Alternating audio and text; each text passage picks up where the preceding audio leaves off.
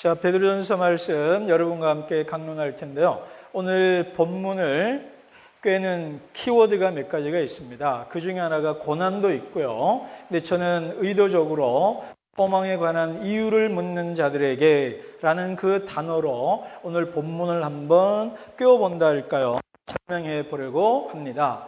여러분 어떠십니까? 제가 이 말씀 읽으면서 소망의 이유를 묻는 사람들이 누구일까라고 생각을 해보았습니다. 본문의 1차적인 의미는 예수 믿지 않는 사람들이 예수님 믿는 사람들에게 묻습니다. 너는 왜 믿니? 이렇게 묻는 거예요. 그런데 저는 이 말씀을 읽으면서 내가 내 자신에게 또는 그리스도인이 또 다른 그리스도인에게 그리고 내가 나에게 나는 왜 예수를 믿는가? 오늘 본문으로 가져간다면 시련과 고난의 한가운데를 지나면서도 예수라는 이름 한자 붙잡고 기뻐하고 소망하는 이유가 또 왜 그렇게 소망해야 되는가를 자문자답했을 때에 또는 같은 그리스도인끼리 물었을 때에 우리는 뭐라고 대답할 수 있을까? 이런 질문으로 저는 성경을 읽어보려고 합니다. 이 말은 이 시간 여러분 제 설교를 들으면서 이 질문을 여러분이 여러분 자신에게도 해보라는 것입니다. 그냥 맥락으로 본다면요. 맥락 없이 읽는다면 왜 예수가 나에게 소망인가? 라는 것이고요. 맥락을 놓고 본다면 소아시아 지역에 핍박받는 소수의 그리스도인들에게 핍박 속에서도 박해 속에서도 예수가 너희의 소망인 이유가 뭐냐? 이 질문입니다. 이 두 가지 맥락을 우리가 기억하면서 읽으셔야 합니다. 그러니까 일반적 맥락, 좀 본문을 탈맥락화해서 내가 왜 예수가 나의 소망인가? 맥락화한다면 핍박과 고난과 위기와 시련 속에서도 내가 왜 예수를 소망으로 붙잡고 예수를 믿어야 하는가? 이 질문을 던지자라는 것입니다. 그리고 이 질문을 예수 안 믿는 사람이 툭 묻는 거예요. 판집사님, 아니 반성주 선생님, 이렇게 바쁘고 힘들고 그렇게 어려워서 그렇게 하면서도 성경 읽고 기도할 때는 뭔가 행복해 보여요. 왜 그래요? 왜 성경 읽어요? 왜 예수 믿어요? 왜 교회 가요? 이런 말을 물을 때 우리가 뭐라고 답변할 거냐 이 말이에요. 그래서 베드로전서 3장 15절에 베드로는 뭐라고 하냐면 소망에 관한 이유를 묻는 자들에게 대답할 것을 항상 준비해 두라 이 말이에요. 왜 믿니? 라고 물으면 이래서 믿어 라고 말할 수 있도록 준비해 두라라고 말을 합니다. 그래서 오늘 본문을 그 맥락에서 한번 제가 읽어보려고 합니다. 그렇게 본다면 8절에서 12절은 고난과 시련이 나의 내적 성품을 만들기 때문이다. 이렇게 답할 수가 있겠습니다. 오늘 본문에 보시면은요, 베드로가요, 너희들이 고난받을 때 어떻게 해야 되느냐? 욕으로 하지 말고, 모욕받았다고 해서 모욕하지 말고, 때린다고 해서 때리지 말고, 다시 말하면 눈에는 눈, 이에는 이로 갚지 말고, 산상수훈에 그랬던 것처럼, 십자가에서 예수님이 그랬던 것처럼, 오히려 축복해주고, 그들을 위해서 기대해 주어라, 라는 얘기를 합니다. 그래서 이 본문을요, 여전히 끌고 가는 핵심은 예수님처럼 받고 예수님처럼 고난을 이기라라는 것이 핵심입니다. 예수님처럼 고난을 이겨라. 이것이 핵심입니다. 근데 예수님의 고난의 내용들을 그리고 오늘 본문에 보시면 악을 악으로 갚지 말고 오히려 도리어 선으로 갚고 기도해 주라. 이게요, 말처럼 쉬운 게 아닙니다. 때리고 침뱉으면 인간의 1차적인 본성은요, 복수심입니다. 보복심리입니다. 그렇기 때문에 무조건 반사 행동이 나옵니다. 이럴 때. 다시 말하면 우리 통에 물이 있어요. 빡대를 보면은 밑에 있던 것이 올라오죠. 평상시는 거룩하고 경건한 것처럼 보여도 위기와 시련이 오면, 다시 말하면 나를 흔들면 내 밑에 가라앉았던 것, 잘 안 보였던 것이 수면 위로 부상해요. 그게 바로 나라는 거예요. 그게 그때가 나라는 거예요. 그랬을 때 나도 모르게 한 대 때리는 것을 10대로 되갚는다? 바로 그게 나라는 거예요. 평상시에 하나님 사랑하고 이웃 사랑하고 아무리 말을 해도 바로 그때 행동하는 행동이 바로 나라는 것입니다. 나. 그래서요, 이것들을 현대 윤리학에서는 성품 윤리학이라고 그래요. 이거 영어로 캐릭터 에틱스라고도 하고 윤리, virtue ethics라고도 말을 합니다. 그 말은 뭐냐면 인간이 우리가 예수님을 닮는다는 것은 명제로 따르지 않는다 이 말이에요. 이게 옳아. 그러니까 우리가 그렇게 행동하는 게 아니고요. 그렇게 행동하도록 성품 또는 습관을 만들어라라는 겁니다. 최근에 제임스 뛰어난 학자가 습관이 영성이다고 말을 했어요. 습관이 영성이다. 중요한 포인트입니다. 그러니까 몸에 배. 그래서 우리가 큐티나 이런 걸 왜 자꾸 습관을 되도록 해야 되냐면 몸에 배도록 해야 되는 거예요. 나도 모르게 그냥 하고 있어야 되는 것입니다. 그래서 실제로 이야기를 하겠습니다. 이 더크 윌리엄스라는 사람이 있습니다. 이 사람은 어떤 사람이냐면요. 제가 우리 한국식 얘기를 할게요. 제가 부산에 이사 와서 집을 구하러 초량 쪽입니다. 부산에 초량이 집집마다 이제 전세 구하러 이렇게 노 전도사님하고 할머니 전도사님하고 다니는데요. 깜짝 놀랐어요. 집집마다 달마대사 화상이 있어요. 달마대사 아시죠? 흰 백지에 이게 수염 많이 난. 예. 달마대사. 이것처럼요. 메노나이트들 집에 가면 메노나이트 집에 가면 더크 윌리엄스라는 사람의 그림이 다 붙어 있다고 해도 과언이 아닙니다. 이 그림이 어떤 그림이냐 하면 간단히 얘기하면 어떤 사람이 강에 빠져 있어요. 근데 옆에서 강에서 건져줘요. 그러니까 얼어 있습니다. 얼어 있는데 어떤 사람이 빠지는데 어떤 사람이 건져주는 장면이 있어요. 근데 이게 배경이 재미있습니다. 건져주는 사람은 누구냐면 더크 윌리엄스고요. 물에 빠진 사람은 이 사람을 체포하는 경찰입니다. 당시 종교재판에 의해서 더크 윌리엄스가 화형을 당하게 됐고 탈옥을 한 거예요. 탈옥을 한 더크 윌리엄스를 경찰들이 추적해 왔고 막 잡으려는 찰나에 갑자기 얼음이 깨지면서 뒤따라오던 사람이 물에 빠진 거예요. 여러분, 강에 빠지면요, 그냥 빠져도 올라오면 될 것 같다 생각하잖아요. 근데 그렇지 않습니다. 바다는 다르지 강물은요, 밑이 흐르거든요. 그래서 빠지면 위로 올라오는 게 아니라 빠졌다가 옆으로 올라와요. 그러면 이게요, 부력 때문에 이게 못 치고 올라옵니다.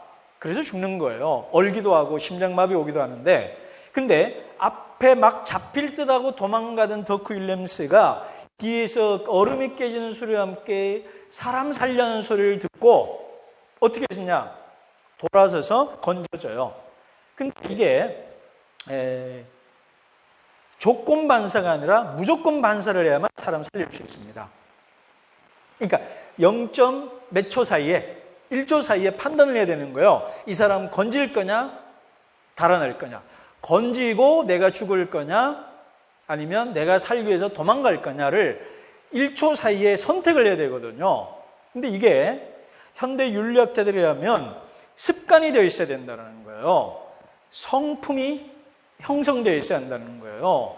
평상시 다른 사람을 돕던 사람이 순간 위기가 오면 그 사람부터 돕는 거거든요. 그 사람부터. 여러분 부산행 같은 거 보십시오. 그 사람 돕자 도망가자 할 때 그는 평상시 행동이 그때 드러나는 거예요. 위기 국면에서. 자, 또 하나 요 주기도문 얘기가 뭐냐면 여러분 아미시 그레이스라는 아주 감동적인 책이 있습니다. 이게 뭐냐면요, 펜실베니아에 있는 아미시 마을에, 아미시는 알죠? 17세기 양슈 살고 전기 안 쓰고 전화 안 쓰고 마차 타고 다니는 까만 옷 입고 다니고 수염 덥수루가 키운 그 사람들이 있습니다. 이 사람들이 마을에 총기 사고가 있었어요. 그래서 초등학생들이 무차별적으로 죽었습니다. 그런데요, 그 다음에 놀라운 일이 벌어집니다. 여기 이제 미국에서 이슈가 된 거예요. 우리로 말하면 산청에 있는 그 갓쓰고 그 마을인 거예요. 그 마을에서 총기 사고가 났다니까 사람들이 이목이 집중이 됐죠. 근데 그 다음 재밌는 일이 생겼어요. 이 사람들이요, 총기 사고 제일 먼저 한 행동 중에 하나가 뭐냐면 총기 사고를 일으킨 그 사람의 장례식에 제일 많이 찾아갑니다. 왜냐하면 이 사건 속에서 가장 고통받는 사람이 누구냐? 우리 가족들이기도 하지만 그 사람의 아내와 자식들이라고 생각하는 거예요. 이해가 되네? 총기 사고 내고 자살한 사람의 아내와 가족도 가장 고통받는 사람이라고 생각하고 장례식장에 가보니까 누가 오겠습니까? 이런 사람 장례식에. 근데 일을 차지했다고 그래요. 이를 위해서 많은 기부가 들어왔겠죠. 죽은 사람들을 위해서 미국 문화에서 그 기부금의 일부를 이 살인자의 가족들이 생활할 수 있도록 떼어줘요. 그러니까 미국에서 난리가 나는 거예요. 이 미친놈들 아니냐? 에? 아니 이게 가식적인 행동 아니냐? 이게 어떻게 가능하냐? 뭐 이런 논쟁이 있었어요. 그래서 그들을 찾아가서 같은 메노나이트인 사람이 찾아가서 탐사 보고를 하고 책을 쓴 게 아미시 그레이스라는 책입니다. 그런데 이 사람들이 한 얘기가 있어요. 너는 어떻게 그렇게 용서하니? 너무 쉬운 거 아니야? 그거 하려면 너무 어려운 건데 어떻게 이렇게 하냐? 그러니까 가식 아니냐? 위선 아니냐? 그런 척 하는 거 아니냐? 속으로 골문 거 아니냐? 이런 말을 해요. 그러니까 이들 하는 말은 맞다. 우리 쉬운 거 아니야? 이게 쉬운 게 어디 있습니까? 어떻게 쉽겠습니까? 근데 우리는 매일 주기도문을 외웁니다. 이래요. 주기도문을 외웁니다. 하나님께서, 주님께서 우리를 용서해 주신 것처럼, 그죠? 우리가 우리에게 지은 자를 용서해 준 것 같이 우리의 죄를 사여 주옵시고라고 우리는 매일 기도합니다. 그러니 우리에게 지은 자를 용서해 주는 것이 성품, 캐릭터로 빌드, 형성되어 있다 이 말이에요. 빌딩되어 있다 이 말이에요. 그러니까 인위적으로 억지로 막 하는 것이 아니고 날마다 에브리데이 날마다 훈련하고 연습이 되어 있다라는 거예요. 그러니까 악을 악으로 갚지 아니하고 욕을 욕으로 갚지 않고 모욕을 모욕으로 갚지 않는 것, 도리어 그 사람이 잘 되라고 복을 빌어주는 것이 일상에서 훈련이 되어 있다 이 말이에요. 훈련되어 있기 때문에 그렇게 할 수 있다는 것입니다. 무슨 말이냐? 자, 왜 고난받는가? 다시 말하면요, 오늘의 초점은 고난의 의미입니다. 고난의 의미. 고난의 의미가 뭐냐? Like Jesus. 예수님처럼 고난받는다 이 말이에요. 그 고난 의미는 뭐냐면 고난 속에서 우리의 성품이 바뀐다 이 말이에요. 우리의 성품이. 그래서 10편 119편에 나오는 이제는 내 마음대로 살았으나 윤례를 따릅니다 라고 말을 하잖아요. 고난 속에서 내가 예수님을 닮아가는 성품을 배울 수 있다라는 것입니다. 그런데 우리가 고난을 경험해 보면요, 예수님을 닮는 성품도 생기지만 우리 속에 나쁜 경험도 기억도 우리 몸에 새겨지거든요. 그럼에도 불구하고 우리가 말할 수 있는 것은 두 가지 다 기억해야 합니다. 우리 속에 새겨져요. 그럼에도 불구하고 오늘 본문이 그리고 이들이 보여주는 건 뭐냐면 고난 속에서 예수의 성품을 담고 있다 이 말이에요. 그래서 예수 믿지 않는 사람이 묻습니다. 다른 사람들은 고난 속에서 악해지고 망해지고 평상시 괜찮았던 사람이 고난이 오고 남이 욕하고 모욕하면 그때서야 막 갑자기 착게 된 사람이 왜 저래? 라고 하는데 너는 고난 속에서도 오히려 더 남을 축복해주고 칭찬해주고 더 건강한 사람이 그것을 게 하라 이 말입니다. 그럴 때 우리는 뭐를 말할 수 있어요? 예수님이 이렇게 고난받으셨고 난 그 고난을 본받고자 한다 라고 말할 수 있어야 한다는 겁니다. 그 다음 내면적으로는 성품이고요, 외적으로는 정의를 행하는 것입니다. 여기서 어떤 고난이냐를 먼저 물어야 합니다. 다시 말하지만 베드로전서에서 고난은 우리가 일상에서 겪는 고난은 아닙니다. 무슨 말이냐? 내가 병에 걸려서 오는 고난, 돈이 쪼들려서 지금 사업 때문에 코로나 때문에 오는 어려움으로 인한 그 위기로 인한 고난을 오늘 본문에서 말한 고난은 아닙니다. 아닙니다. 오늘 본문의 일차적인 의미는 늘 얘기하지만 사회적 불일치라고 그랬어요. 소셜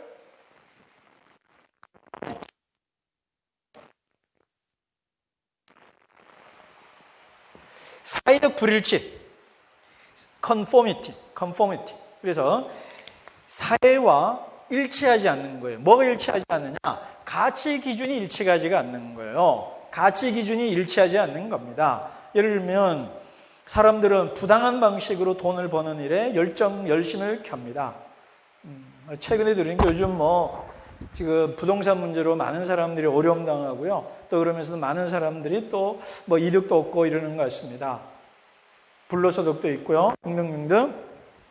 보니까 정의 외치고 이런 진보 외쳤던 사람도 부동산에는 이게 정의 진보 가리지 않는 것 같아요. 보수. 그래 하여간 세상적 기준으로 보면 똑같이 행동하지 않는 거예요. 핵심이 뭐냐면 사회적 불일치는 뭐냐면 세상 사람들과 똑같이 행동하지 않는 거예요. 똑같이 행동하지 않으니까 어떻게 되냐? 자, 이거는요. 4장 1에서 3, 4절을 보면 좀 나오는데요. 너희가 지난날의 세상의 욕망과 욕정대로 행했다가 나옵니다. 4장 1에서 4절. 자, 보세요. 예전에는 같이 불로소득을 얻는 일에 열심을 같이 다녔던 친구가 갑자기 예수 믿고 나 그거 안 해 그럽니다. 그러면 사람들이 어떤 반응을 일으킬까요? 분노합니다. 왜냐하면 그 사람이 없을 때는 내면 속에 내가 이거 잘못하는 거 하고 있는 거 아닌가라는 일말의 의혹이 없지 않아 있긴 있었어요. 그렇지만 괜찮았거든요. 근데 아닌 사람이 등장하면 어떤 현상이 생겨요? 내 양심을 찌르는 거야 되는 겁니다. 그 사람이 아무것도 안 해요. 나 안 해. 손 들고 나갈래 그래요. 그래 그럼 가 이러면 되잖아요. 근데 왜 안 그럴까요? 너의 그 행동이 내게 나를 나쁜 놈이라고 네가 말한 거야 라고 되는 거예요. 그래서 사람이 화를 내는 겁니다. 그러지 마 이렇게 화를 내는 거예요. 그래서 고난이 오는 겁니다. 이 고난인 거예요. 그래서 안 해도 되는 고난인 거예요. 안 해도 되는 고난. 안 받아도 되는 고난. 아까 재정적인 건강적인 그런 이유가 아닌 정의롭게 살아서 정의롭게 살았기 때문에 오는 고난을 고난이다라고 말을 하는 겁니다. 자, 그러면 자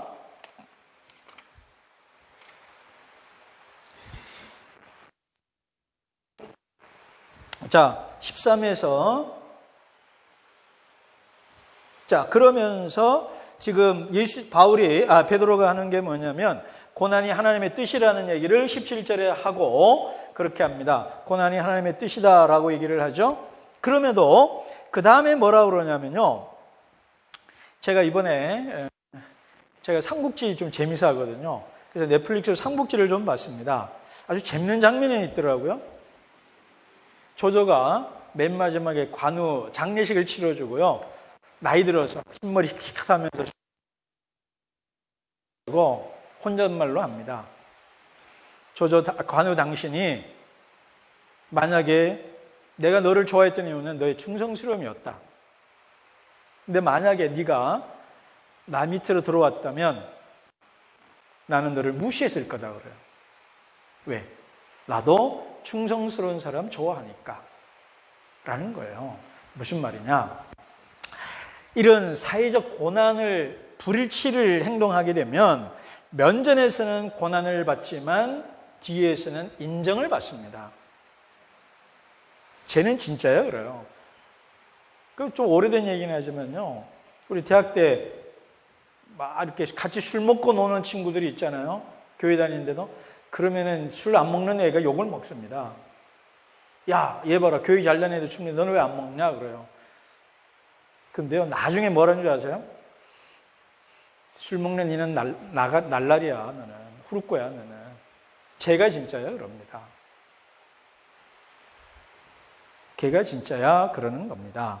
그래서 우리가 정의를 위하여 예수님처럼 고난을 받으면 그건 동일시 된다는 거예요. 자, 지금 이게 뭔 얘기냐면 요 뒤에 얘기를 여기 있는 본문을 끌고 온 건데요. 침례, 베프티즘이라는 것이 예수와 하나됨입니다. 자, 이게 침례 의미가 뭐냐면요. 예수와 일치되는 거예요. 로마 6장에 보면 침례 의미가 뭐예요? 침례 어떻게 합니까? 물에 들어갔다가 나오는 거잖아요. 간단하게. 그러면 물에 들어갔다는 건 물에서 나왔다는 의미는 살아났다는 의미입니다. 자, 그러면 침례가 뭐예요? 예수의 죽음과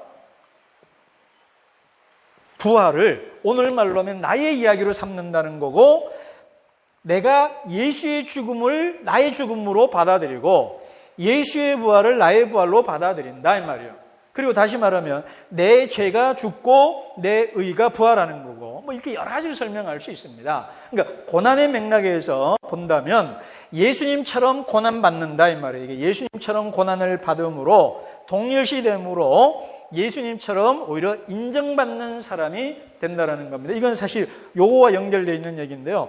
누가복음 23장 47절에 보면 마가복음하고 좀 달라요.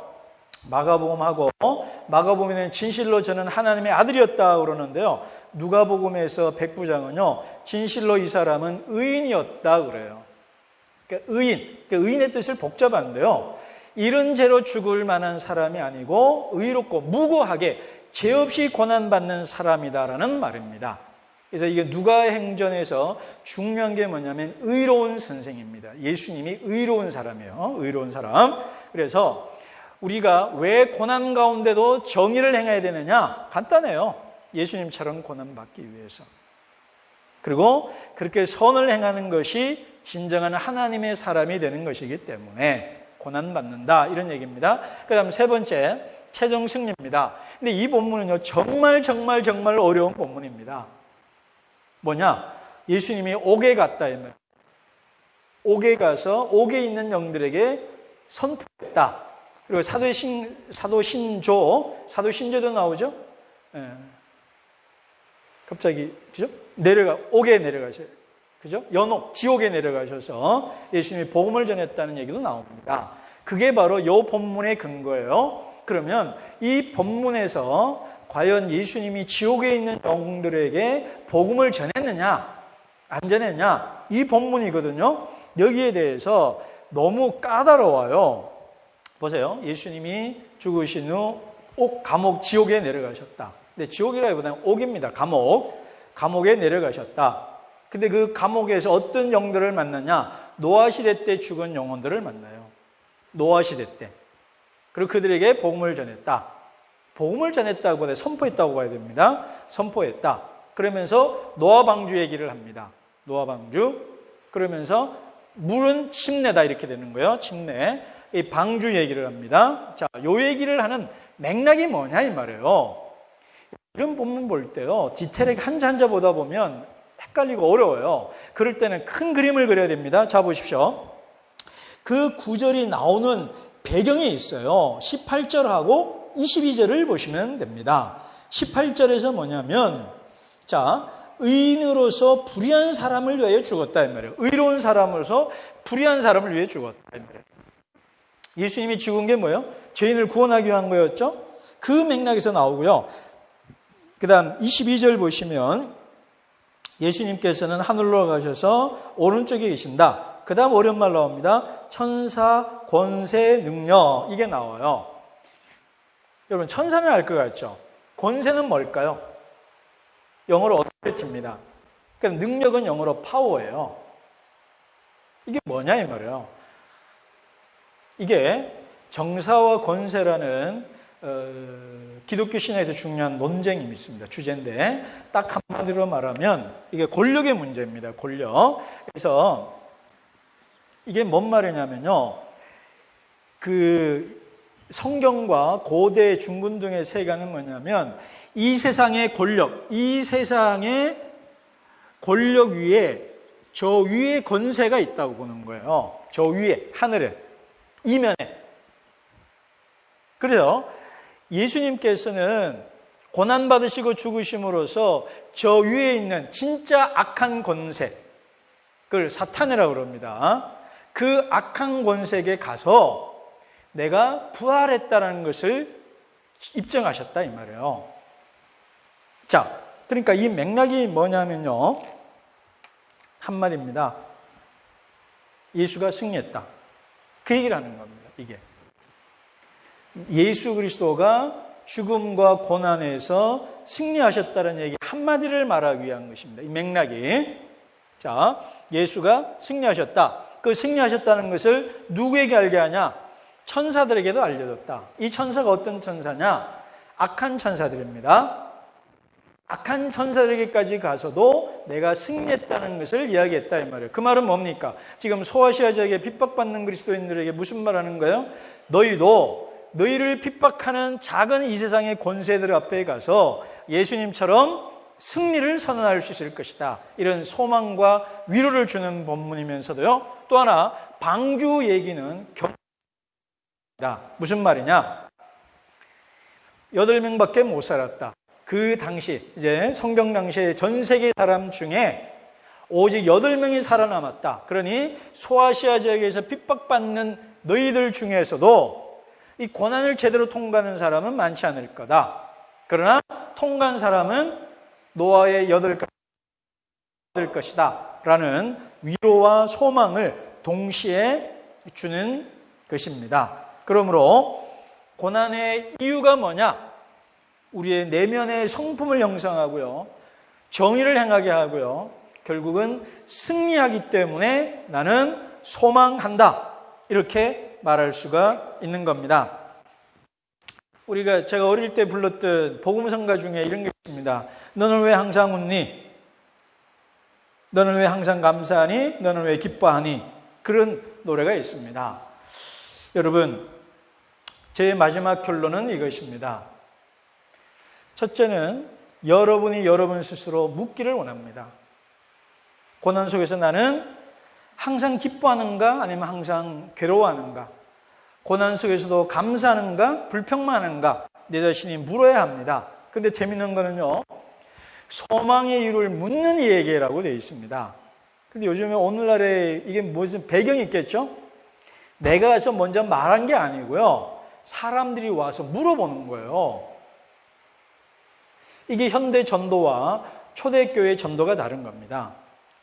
오늘날은 듣지도 않겠다는 데 가서 야 예수 믿어 막 예수 천당 불신지옥 외치잖아요. 근데 초대교회는요, 오늘 본문에 의하면 복음 전도를 하긴 했습니다만 1차적으로요, 사람들이 와서 물어요. 먼저 너 왜 예수 믿니?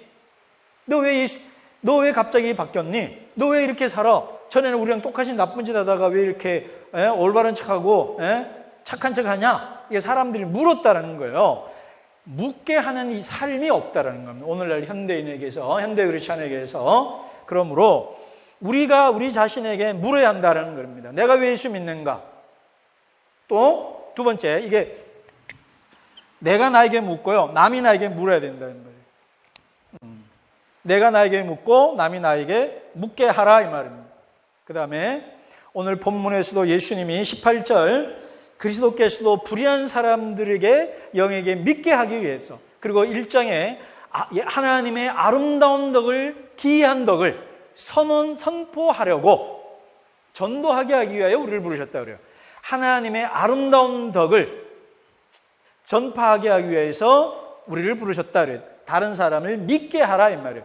우리가 고난 가운데도 성품이 바뀌고 정의를 행하며 승리의 확신 속에서 기뻐하는 삶을 살면 예수 믿지 않는 사람들이 우리에게 왜 그렇게 너는 기뻐하며 사니라고 물을 것이고, 그가 예수님을 믿는 삶을 동참하게 될 거다라는 것입니다. 그러므로 소망에 관한 이유를 사람들이 묻게 하고 그들도 소망에 동참하도록 예수님처럼 고난받는 저 여러분이 되시기를 주의